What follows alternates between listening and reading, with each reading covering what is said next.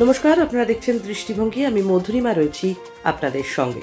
SIR এর মাধ্যমে 1 কোটি রোহিঙ্গা আর বাংলাদেশি অনুপ্রবেশকারীদের নাম বাদ দিয়ে সাফ সুতরো ভোটার তালিকা বানানোর শপথ নেওয়া পদ্মপাটি এখন বেশ বেকায়দায়।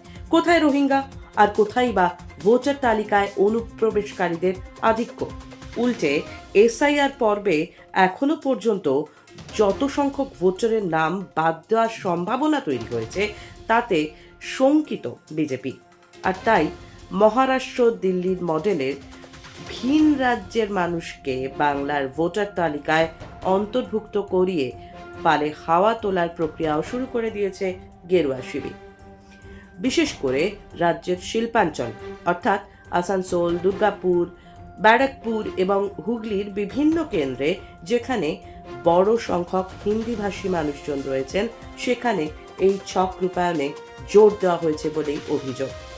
বিশ্বস্ত সূত্রে জানা যাচ্ছে বিহার, ঝাড়খণ্ড, উত্তরপ্রদেশ এমনকি হরিয়ানার বাসিন্দাদেরও 6 নম্বর ফর্ম পূরণ করিয়ে জমা দিয়েছে পদ্মপাটি। যদিও ভিন রাজ্যের মানুষের বাংলায় ভোটার তালিকায় নাম তোলার ক্ষেত্রে কোনো অন্যায় দেখছে না বিজেপি বিভিন্ন রাজ্যেই নির্বাচনের আগে ভোটার তালিকায় কারচুপি করে।